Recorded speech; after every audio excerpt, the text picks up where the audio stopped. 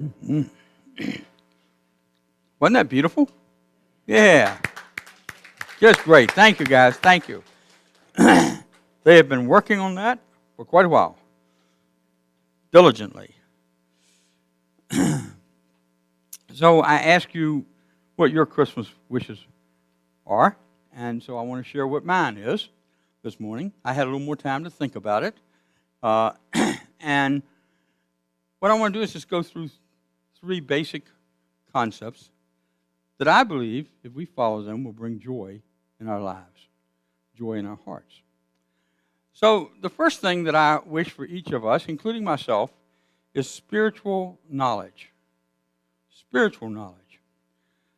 And spiritual knowledge is the ability to understand your purpose. What is yours to do? At a normal daily level, when you show up for something, how do I show up? How do I carry myself? How do I bring love into the situation? And how do I make sure that I do that? Because then I set an intention to show up that way, which is very important. And then it's on the larger scale that each of us has a sense of purpose. It can change through the years.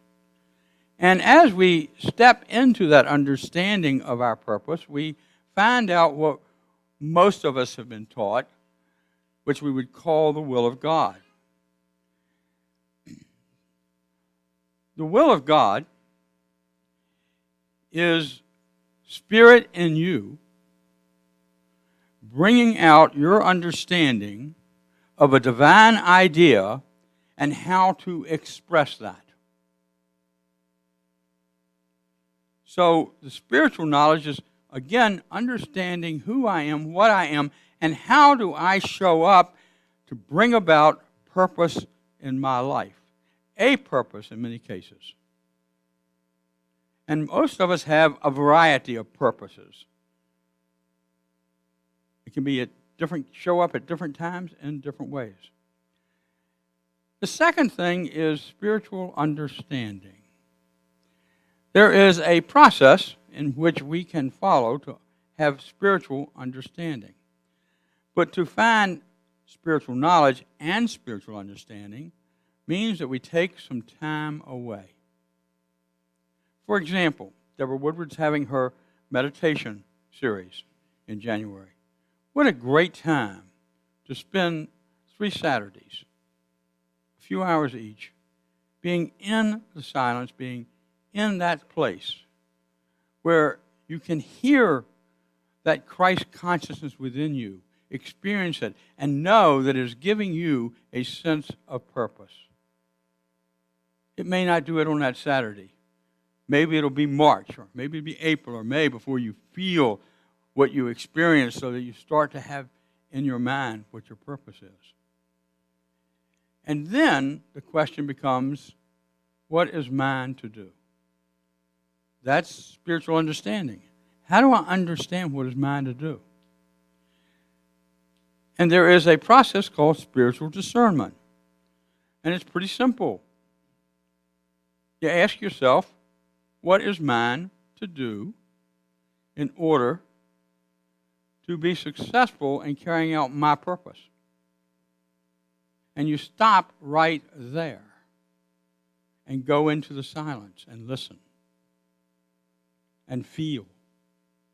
And as you do that, and you might have to do it a number of times, you start to experiencing some ideas on how this purpose, how you're going to show up in some cases.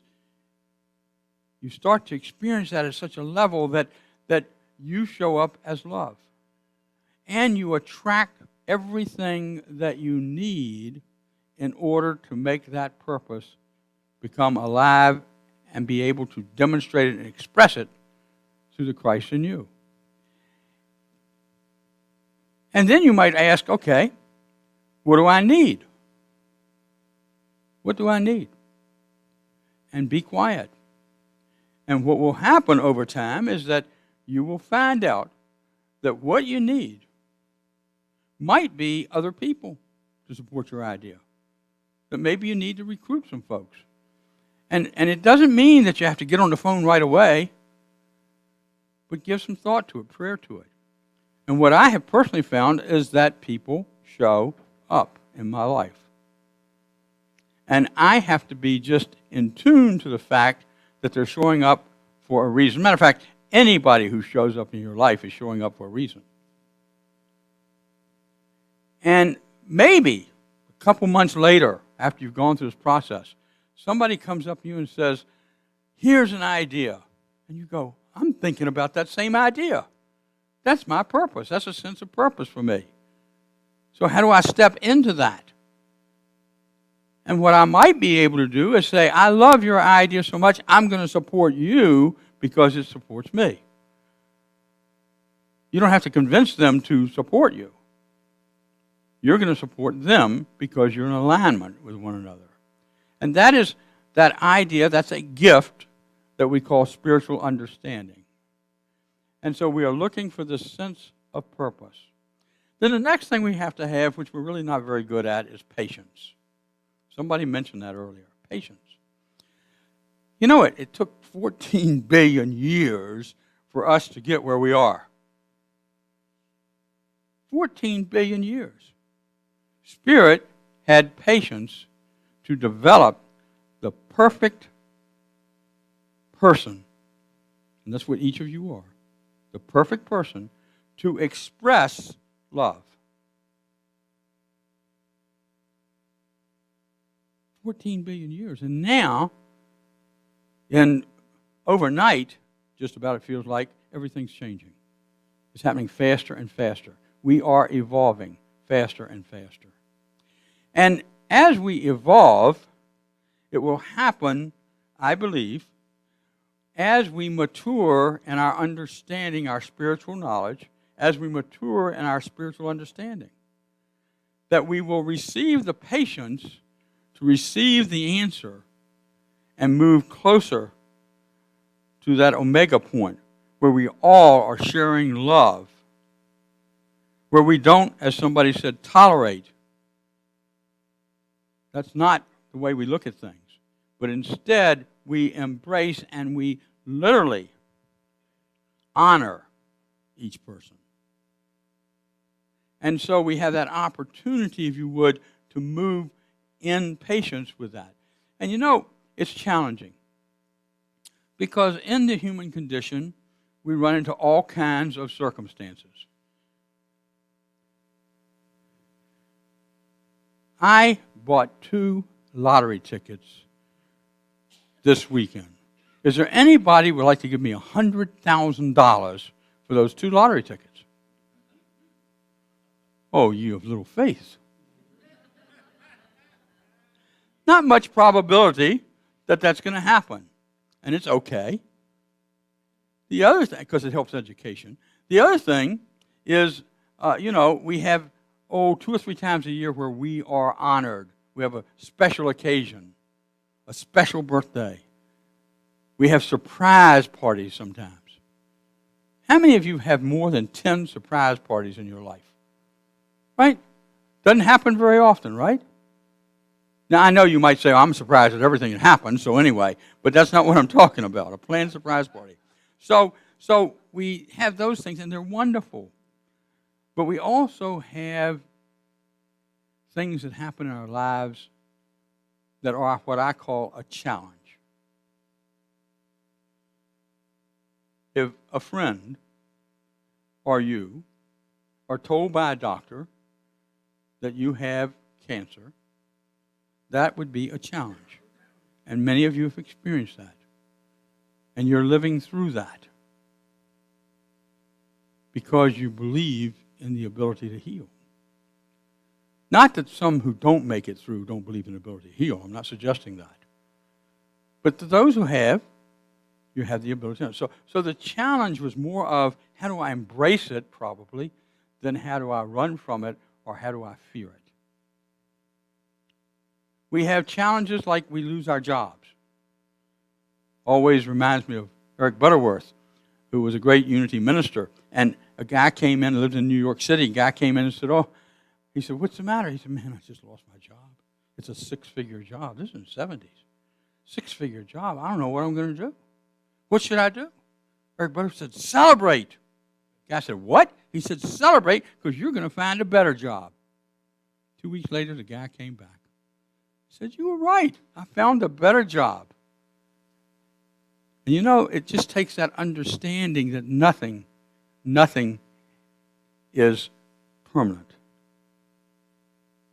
That instead, what we have is an opportunity to make change in our lives. And we need the patience to do that. And so when we have spiritual knowledge, when we have spiritual understanding so that we can manifest our divine ideas, when we have the patience to move through a process that works, but it takes time, and we have to stay at it sometimes for quite a period of time. Traumatic things happen to us, and it takes a while to get through it. Sadness, grief are normal experiences when appropriate, but we can move through them. You know, somebody said something about there's sunshine under all the clouds. And so none of us wonder, although last week I was beginning to wonder a little bit, is the sunshine was going to come out again. You know, we know it, right? And so under every situation that happens to you, that's happening in you, it's nothing you've done wrong. It's nothing that you created, in most cases. Some cases we do. But it's nothing you created. Instead, you're a human being going through the human condition. And it's understanding that you are a spiritual being, and that's what can change the human condition, your human condition. And so when we start to think that way, when we have those ideas and we live those ideas and we learn how to develop all three of those, knowledge and understanding and patience, that we start to receive this gift of joy. In Luke it says, the angels appeared to the shepherds. I don't know if there are angels up there or not. I'm not saying there were or weren't. I wasn't there. But they heard something in their hearts. That's what's really important. And what they heard in their hearts was glory to God in the highest, peace on earth, and goodwill to all men, parentheses, humankind. In order to feel that joy, as some of you said, we have to, I believe, and this is a have to, open our hearts and have goodwill for everybody. That includes the refugee. That includes the neighbor next door who gives me a hard time. That includes a child that maybe I'm estranged from and I need to work on getting the act back together. It includes